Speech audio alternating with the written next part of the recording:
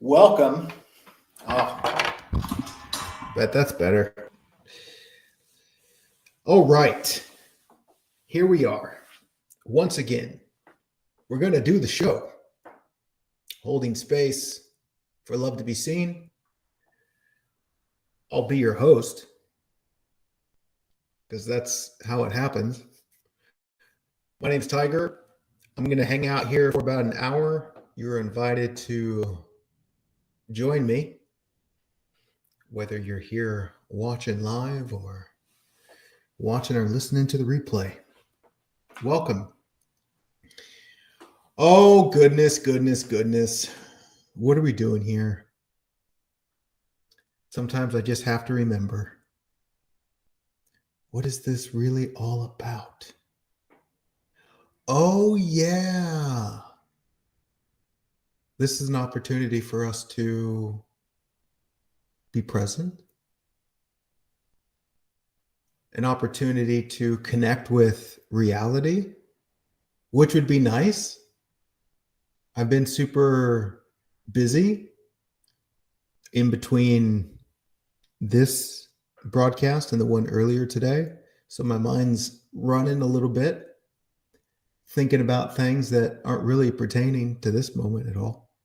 So I'm just kind of allowing myself to relax, allowing myself to come back home and be here with you. Sometimes I have to remember that this isn't so much something that I do, more so it's something that I get to show up for.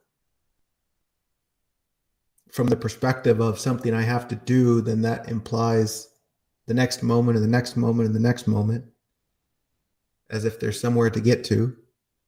That's not fun. I would much rather just hang out here with you, celebrate this space, and then see what happens. Oh, I love just reminding myself of this. That's also such a fun segue into a disclaimer. Every once in a while, I like giving epic disclaimers. I'm just talking to myself. I am looking at within what I am, recognizing something that I see as beautiful, and then I get to share that. And I know it looks like I'm talking to you. I know it looks like I'm looking at you, but I'm looking at a camera. And you get to listen in. Maybe you find some value. Maybe you enjoy the space. That's lovely. The format is still the same. Doing the introduction now, then we will chill out for 2 minutes and embrace the stillness, which is me having the permission to not say anything and just allow myself to fully be here, heart, body, and mind. And then from that stillness, I'll share on the topic for this episode, number 28, the failure and gift of non-duality. This will be interesting. And after I run my mouth for 30, 40 minutes, if there's any questions, we can engage that in the Q&R section of the program. Questions and reflections. And then we'll do a super short and sweet guided meditation and some closing words. That sounds pretty official, like we know what we're doing, like this is a real program. All right. Awesome to have you join me. Let's start the 2 minutes of stillness, because that sounds like a really good time.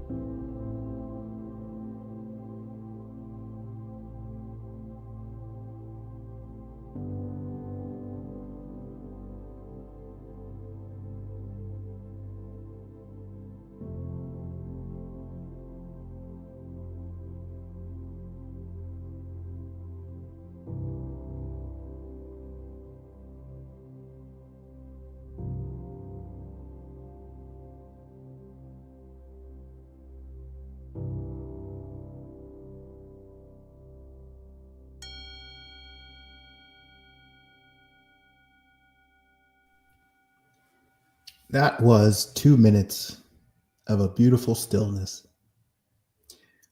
Once again, I've said this many times. It's my favorite part. It sets the stage for more favorite parts. Because always the introduction is just a little bit frantic for me.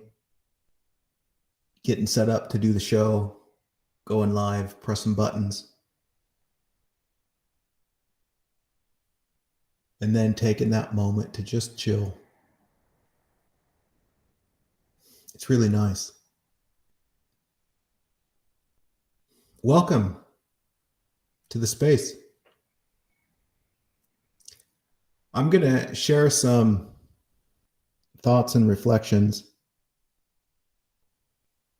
Where did this come from? The inspiration for this? I'm not even sure how this even showed up on the list. But we're going to dive into it. Oh, part of it is I often see myself referenced as a non-duality teacher. And super cute. I can completely understand why that might be the assumption. I playfully don't agree. I don't see myself as a teacher, even though in appearances, I could see how it looks like that. What I'm doing again is just sharing what I see. It's interesting because it's like I don't feel like I even want to teach anything. Like I know how to do something and I'm going to teach you how to do it as well. It seems really foreign.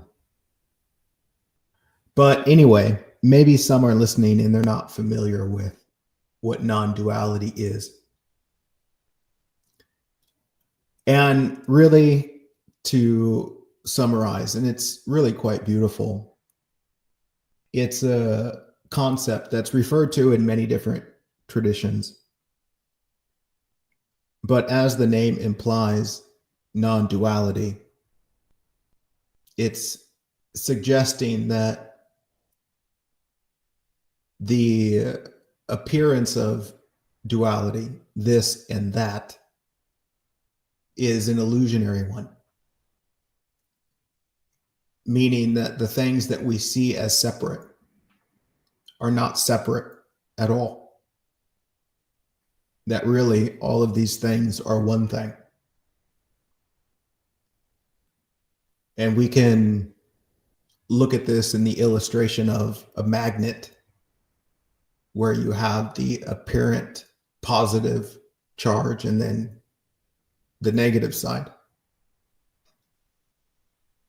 And you can say that these are two separate things, the positive and the negative of a magnet. But yet they forever go together in such a way that you can't have a positive without a negative.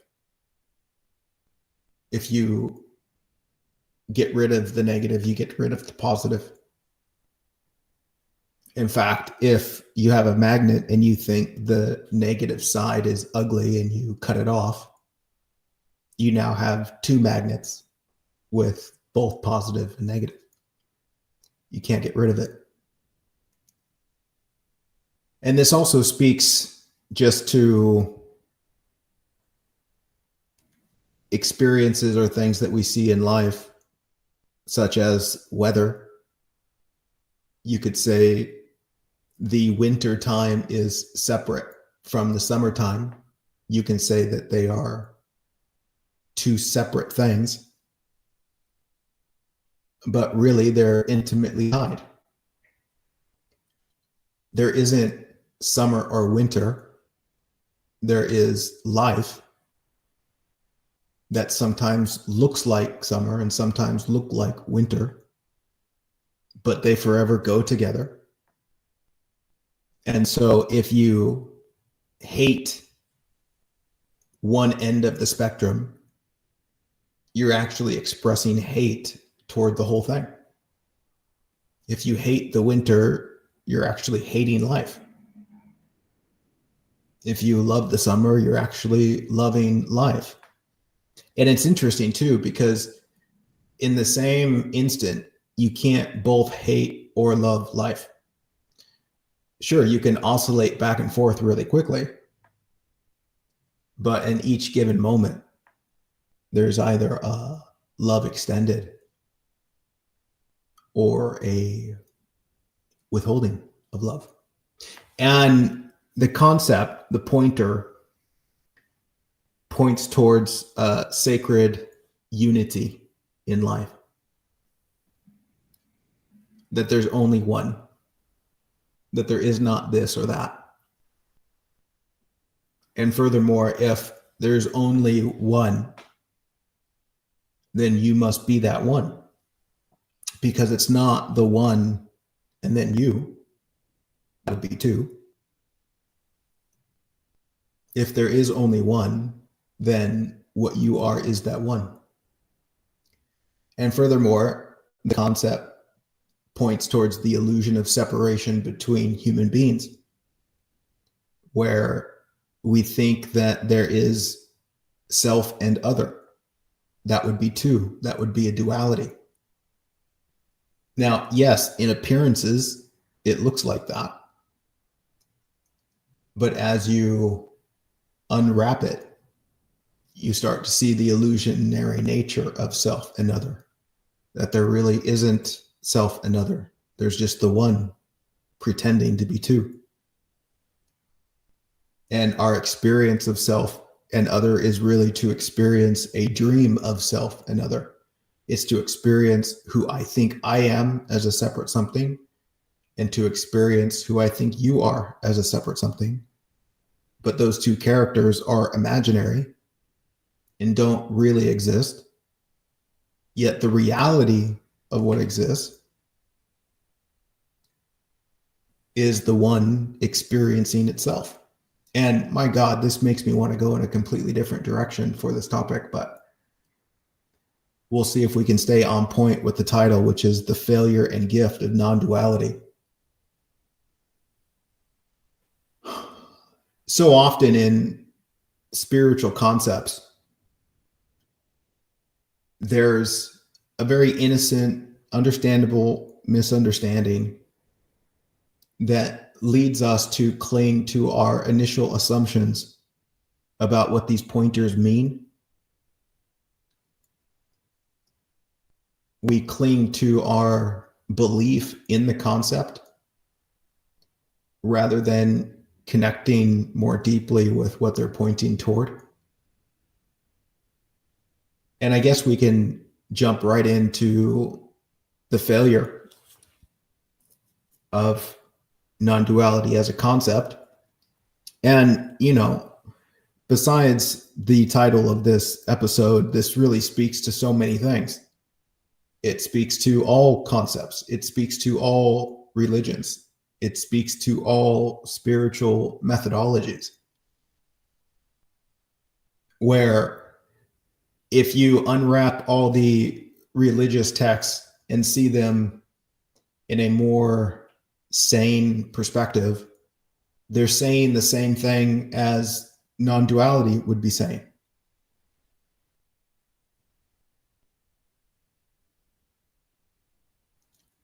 It's like there's, and we can get lost in what I'm about to say, but it's like there's one truth, and that one truth gets described 1,000 different ways. And those 1,000 different ways are 1,000 different religions or 1,000 different concepts. And yet, as human beings, the failure is we believe in the concept rather than seeing what the concept is pointing to. We cling to the story rather than looking past the story. And to illustrate as it relates to non-duality. And I've experienced this myself, and I've seen it experienced in lots of people who stumble upon non-duality, where the concept itself is quite fascinating, and it does a great job of explaining away the mind's content. So it's somewhat fascinating. So it seems really true, like it makes sense. But in that making sense, from the mind's perspective, we start believing our own sense making and thinking we know something, thinking that we figured something out. And what this looks like, and again, I wrote about this in the pre-broadcast reflections, which I really enjoyed this one. And so naturally, read that if you want to experience a more focused thought stream on this. To illustrate the failure, I could share a bunch of insight about how everything's an illusion, that everything you experience is your own creation. And then the character that thinks it figured this out encounters another person who has a problem with them. And this person expresses their concern, their blame, their frustration, their anger. And then the character that we'll call Bob says, well, that's just an illusion, you know? That's actually your projection. And this helps Bob to seemingly not experience pain because he can deflect from the experience using this spiritual language, kind of hiding behind it. And I'm sure you've seen this, and, you know, granted, you probably do this in some way. I think we all do in some way, especially in the spiritual community.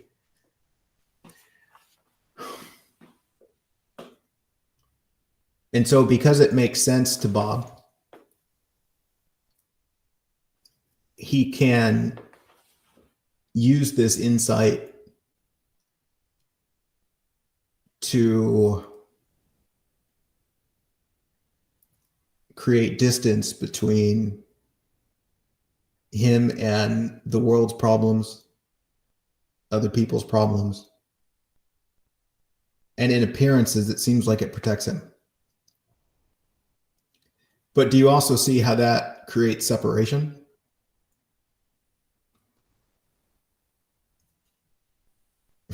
Which is kind of funny. Right? If Bob tells somebody, your problem with me is actually your problem because there's no separation and you're experiencing your own illusion, do you see how that's Bob separating himself from the other?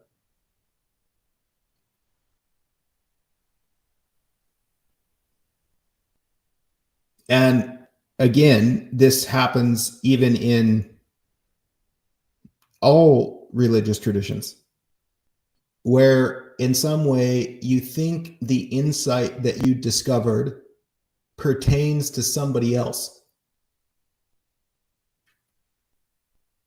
which would imply separation. This is fun. And this is a point that I feel like I'm constantly trying to drive home, is that the discovery of these things is only for the one who's looking in this direction. Meaning that the discovery of these things isn't for your family,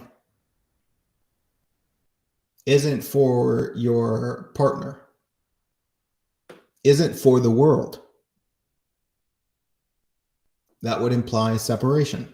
That would imply that there's two, that there's me and then there's other. And so this rapidly turns into some sort of dogma or ideology where, oh, I figured something out. Now, if only other people would figure it out too, then I could relax. Then the world would be at peace. And there's a really sacred reverence to be seen here. And also to recognize how that sort of activity is simply creating more separation, which distances you from the real heart of the matter. Again, in appearances, it seems like it protects you. It seems like it makes you feel significant, like you figured out something that everyone else needs to figure out.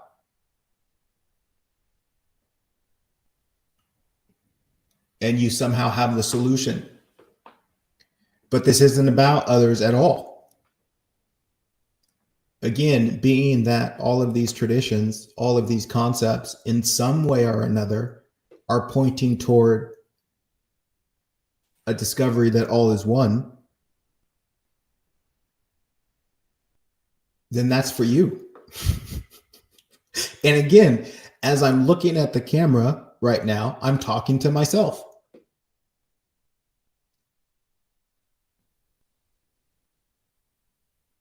Which is such an important part of the expression, that I'm not doing this per se for others.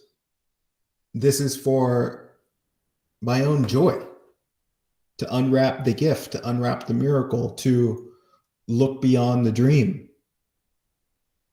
Why? For the sake of my own sanity. And then in appearances, it looks like it helps others.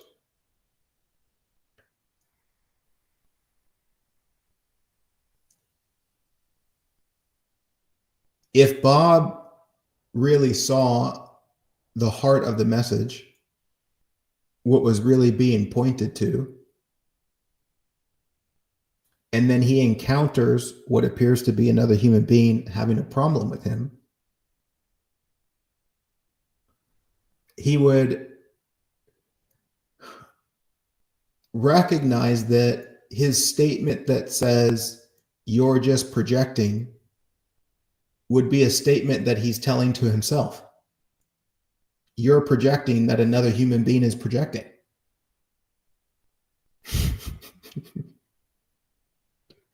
Your illusion is that it's their illusion.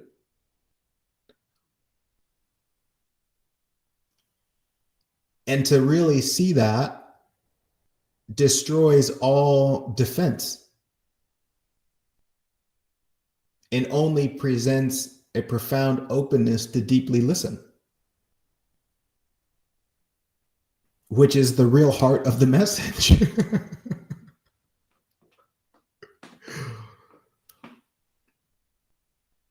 It reminds me also of the phrase of treat others in the way that you would treat yourself. Why? Because when you treat others a certain way, you are treating yourself that way, because it's one. If you extend kindness to someone, you're the one that experiences kindness. You experience your own kindness. If you speak ill of another, you're the one who feels that ill towards another. And so you're giving it to yourself. This also illustrates nicely, in one particular way, how it's all one, how there's no other, and it only arises through appearances, where it looks like you're being kind to somebody else, but really you are expressing a kindness from within yourself, and you are experiencing that kindness that you're expressing.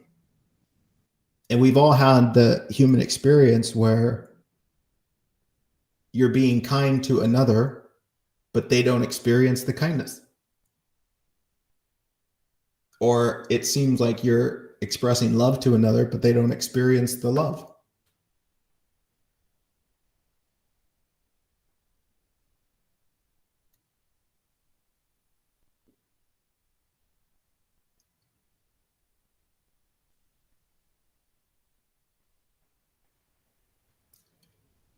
There's something profound that happens when you start to recognize that there is no concept that can speak what's true.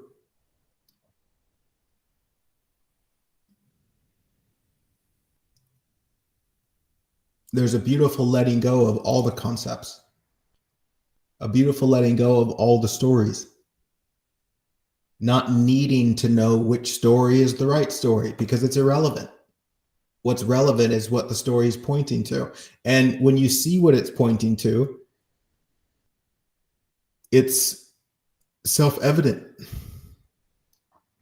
And you can't even really say anything about it. You can try, and it could be helpful.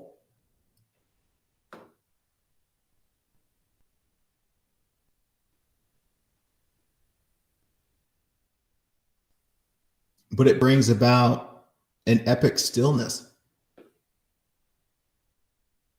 where nothing has to be said, nothing has to be defended, right? How silly is that? And an illustration I like to use a lot is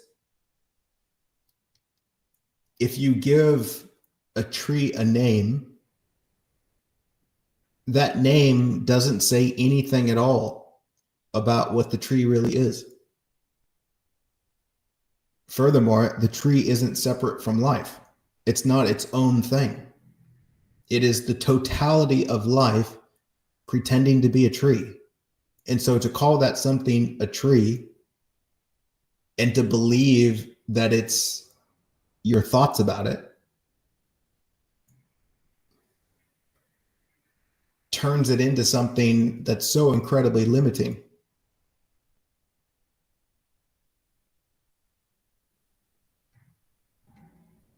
And as human beings,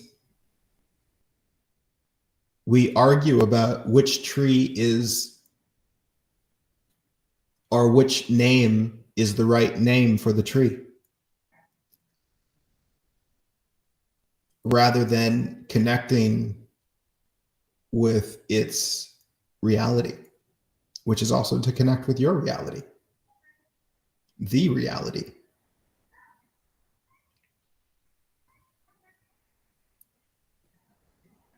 Human beings will go to war over what's the real name.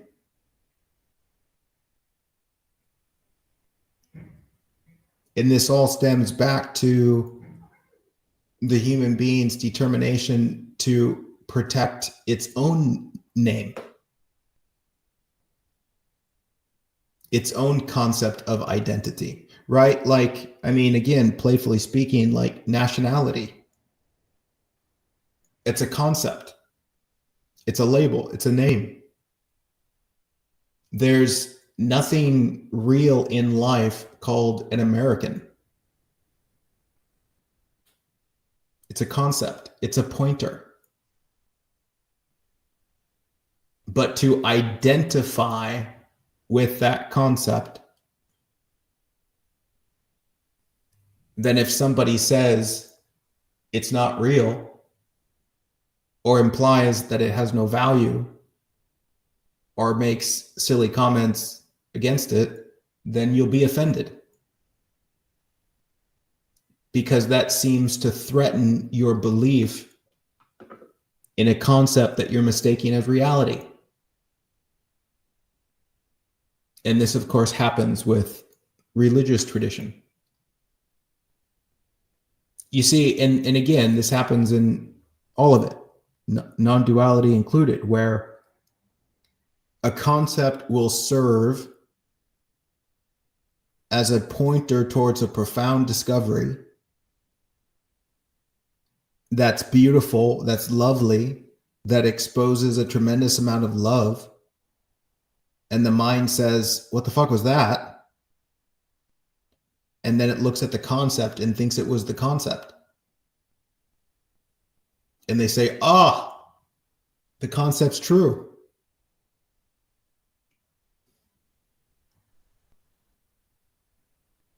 And then we spend the rest of our lives clinging to the concept.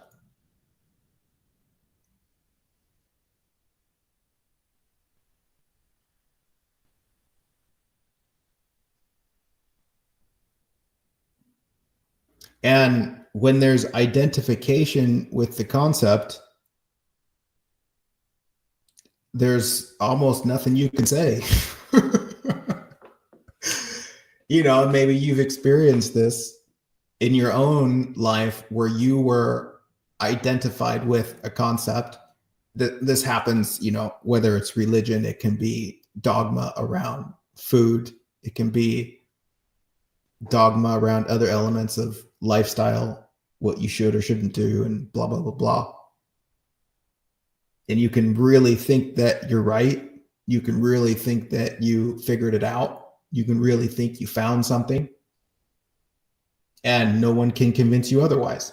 There's an intensity of identification, and it's so intense that subconsciously there's an underlying terror that you might be wrong. And so the concept is defended at all costs to the point of war in many different flavors. That's the failure of all concept. The story does not serve a function in defining what's real and true. The story serves as a pointer. And not everyone will see what's being pointed to, which is beautiful. We resonate with different stories, given our conditioning. And so it's so beautiful that there's 1,000 different concepts, traditions, stories that point to the same thing in different ways. And when you know that it's not one particular story that's the right story, there's a freedom that allows the stories to be the stories.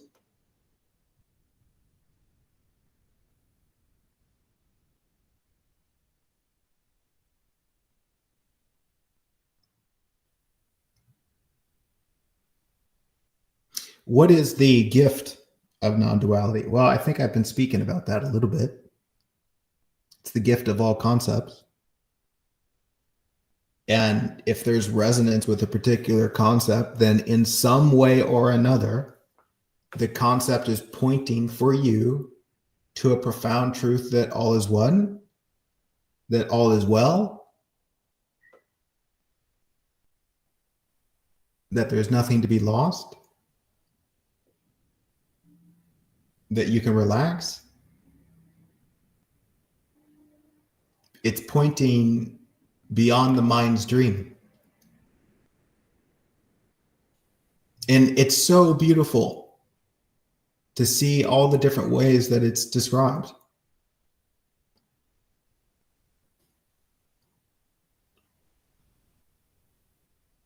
And it's so beautiful also to see that it cannot be described. Because to really notice this, to notice that it cannot be articulated, that it cannot be thought about, draws you into a stillness. It draws you into a place where the mind cannot go, where you cannot claim it as your own and not others. It draws you into a space where there's no more separation and everything fits together perfectly, which is to touch upon such a sacred quality that's been worshipped since the beginning. And beautifully, what happens is someone gets a glimpse of this, of reality beyond the mind, and it's the most beautiful thing they've experienced, and they try and tell people, understandably. And that can come from a few different places. That can come from a genuine love and care, or it can come from a fear. But either way, it's beautiful. And these people that try to communicate it have the darndest time articulating it. And it often just becomes poetry.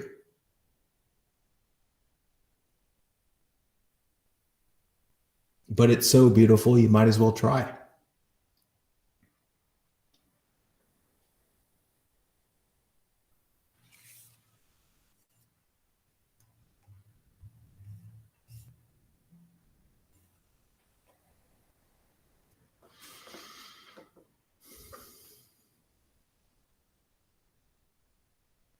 Wonderful topic to explore, though.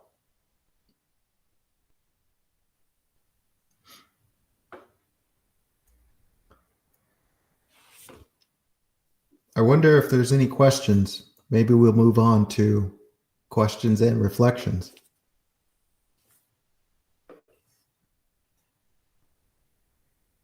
Les, watching. Nice to see you, man. Or see you, but not see you.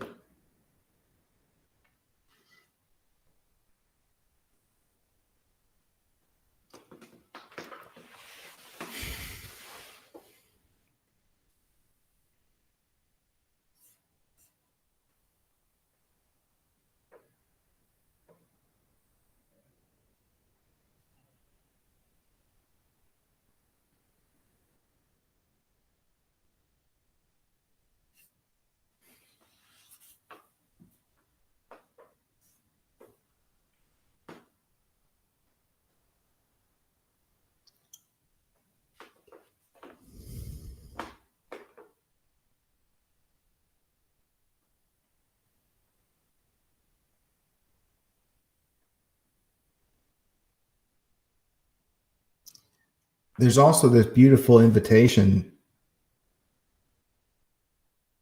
to just be a little bit patient with what you think you know, especially when it seems to involve other people.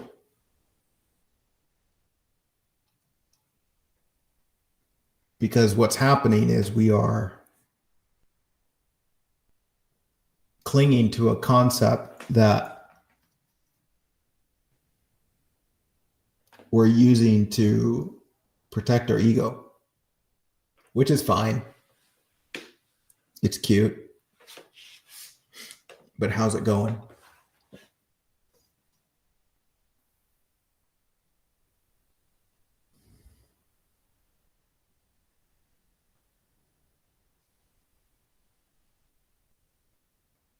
And it requires a real, let's just call it courage, to call yourself out when this is happening.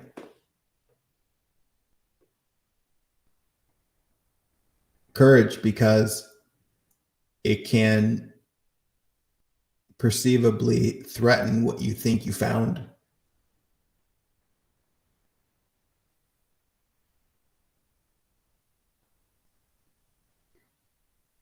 I love your question, Amanda.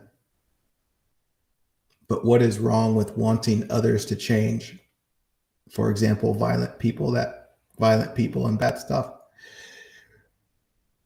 There's no suggestion that it's wrong. You're free. There's no suggestion of what you should or shouldn't do. The invitation is to question what's really true.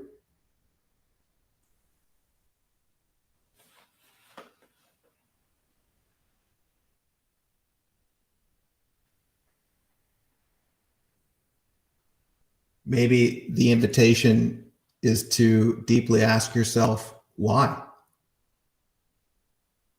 Why do you want others to change? And there's going to be the surface level knee-jerk reaction that thinks it knows something that is actually covering up something else. But yeah, your follow-up. But what is the truth then? Make the world better. That's interesting, isn't it? Make the world better. So I know what would make the world better. So if everyone did what I thought they should do, then the world would be better. Which is saying that if people weren't free and were my prisoner, then the world would be better.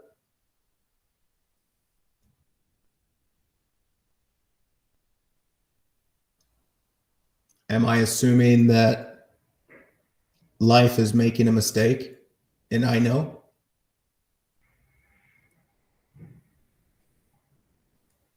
Am I assuming that life in its infinite wisdom in managing what appears to be 10,000 parts doesn't know what it's doing? But yet me and my limited perspective that sees a percentage that can't even be counted somehow knows how things should be. And so I want people to change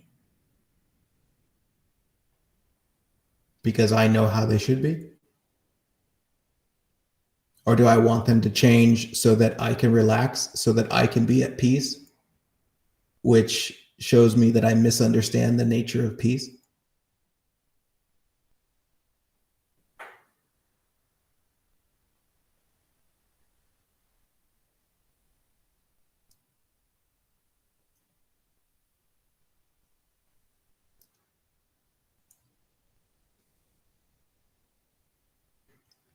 That's cute, Amanda. But we also need to take action, right? For example, violence is not good, right? You see, this gets into the realm of what's good and what's bad, which points back to what non-duality points to. You're free to see something as good. You're free to see something as bad.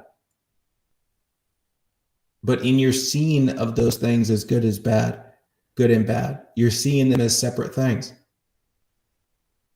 And if you think you can get control over one side that's separate, you can get what you want on the other side that's separate. Just like the magnet that has positive and negative, you can look at the magnet that's negative part and say, oh, it's ugly. Oh, it's not doing what I want. Oh, it interrupts my peace. Let's get rid of it. And if only we got rid of the negative, then this would be a better place. And then you try and try and try, and you cut the magnet in half, and now you have twice as much negative. Your effort to destroy one aspect multiplies it. This is trying to put out fire with fire. This is trying to end violence with violence. This is going to war for peace.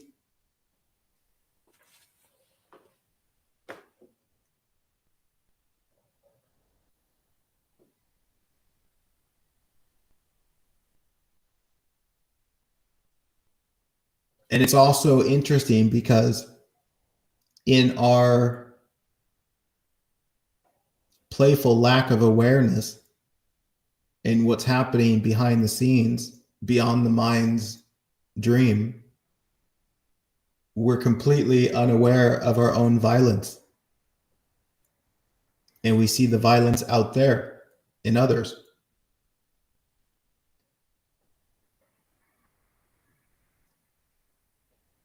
But I invite us to ask ourselves,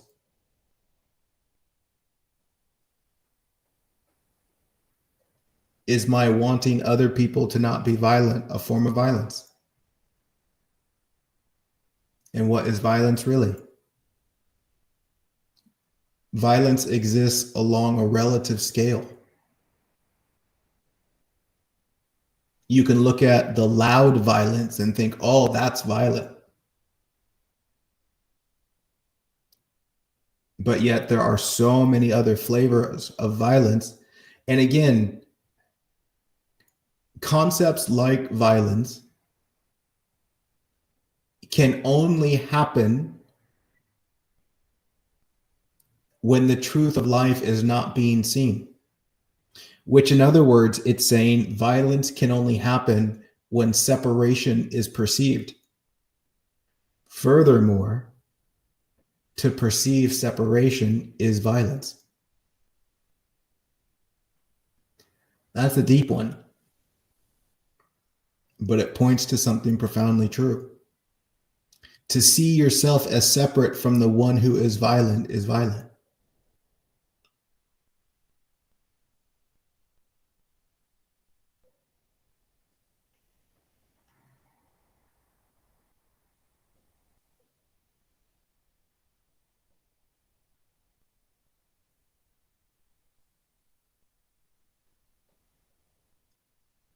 Which can twist a lot of minds, and that statement can sound like complete nonsense. Understood. Understood.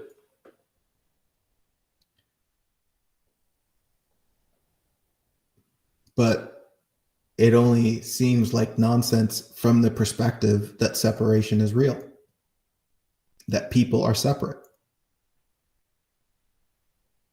that all is not one.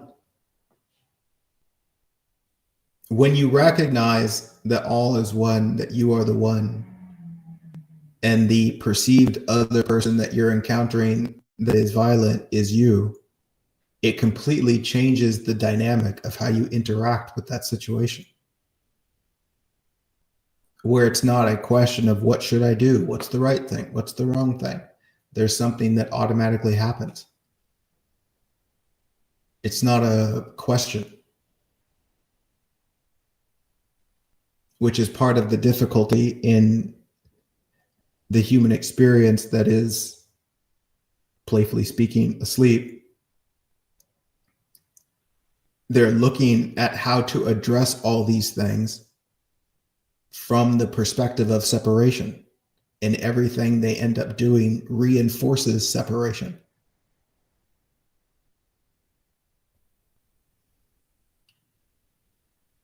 Which is why it looks like no progress.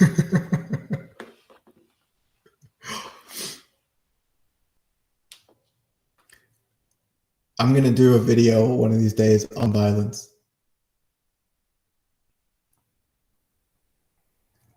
I think it's an interesting and beautiful topic. To the point, as a teaser, if this isn't too much to say. But yeah, I'm going to say this and understand that I'm pointing to something, and see how it bounces around inside of you. To see violence is to create violence.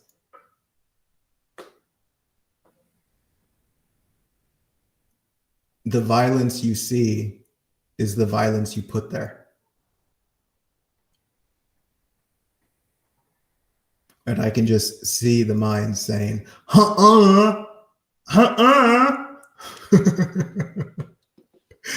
Understandable.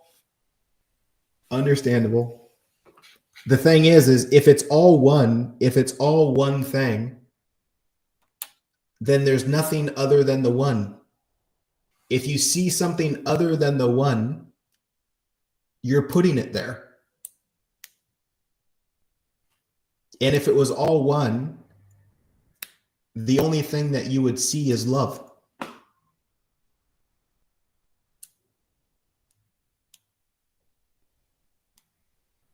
And so those appearances that end up looking like violence transform into an open space for love to flow.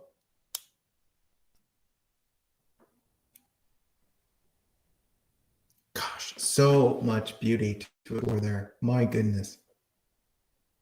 It's kind of a hot topic though, and I don't normally speak so publicly about concepts that deep because it's not assimilated well for one who isn't in the space of being open to see what I'm pointing to beyond the words. But I do love diving into stuff that deep. But I guess in these live videos, it's more of just a taste to inspire curiosity to go deeper.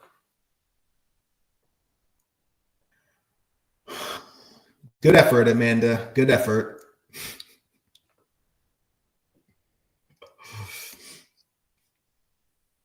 All right, lovelies. Let's switch gears and do this guided meditation. Let's go.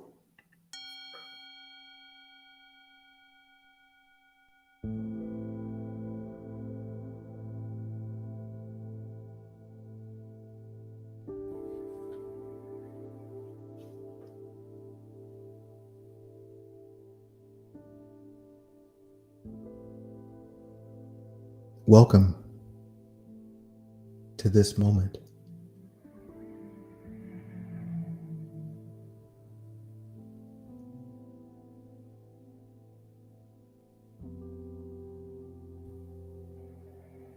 Let's playfully step back from the mind's noise.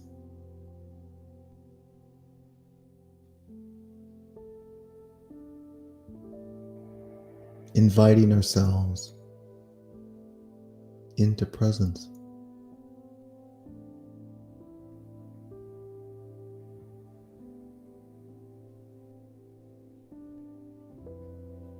We can see the mind's insanity. Thinking. This, that, and the other. Trying to put together 10,000 pieces that aren't really pieces at all.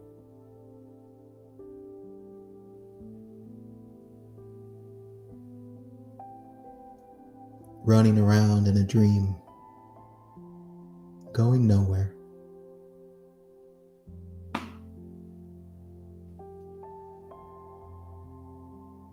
So let's just take a break.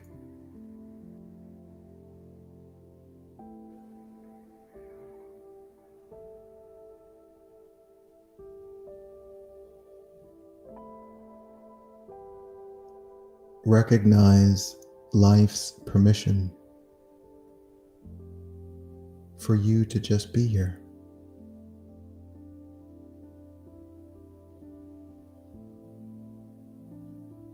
Outside of the thinking mind, there's no demand, no expectation, no should this and should that. There's simply an empty space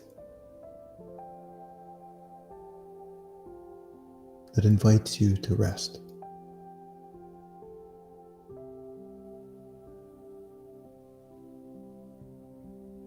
Let's take 3 deep breaths and just allow ourselves to fully come home. Let's breathe.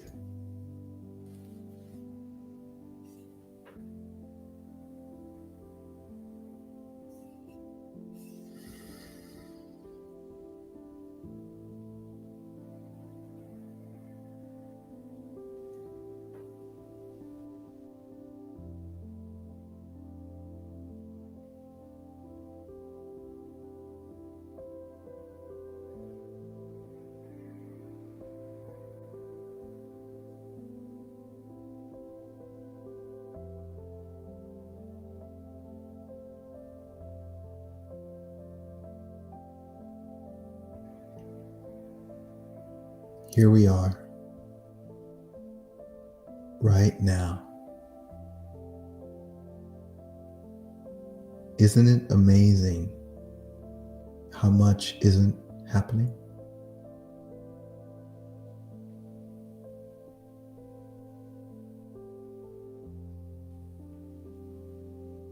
How we were caught up in a dream of 10,000 stories. And yet in reality, there's just this.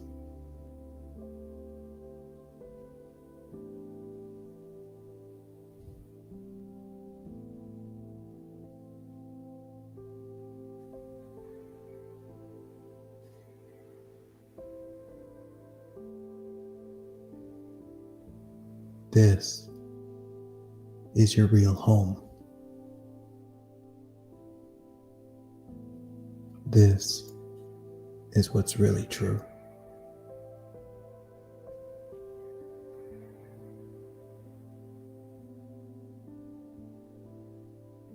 Thank you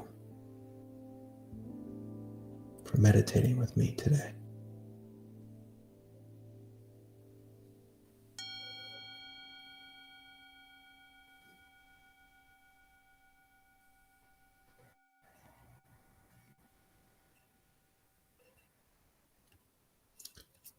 Oh, I like that. Super sweet, short meditation. My goodness. Wonderful to hang out with you again.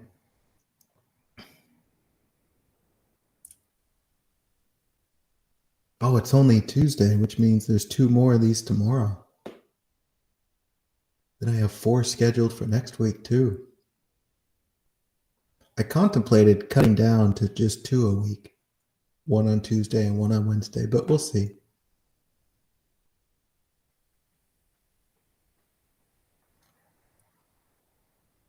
Either way, it's lovely to just show up here and be with you. Thank you for taking the time to show up here with me and hold space.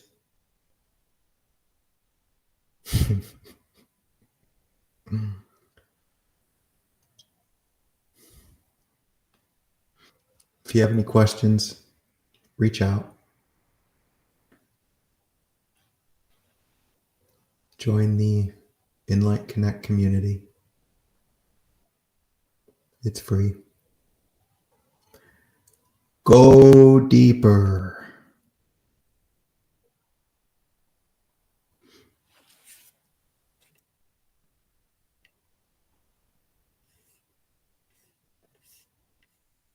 All right, loves. Till next time. Bye-bye.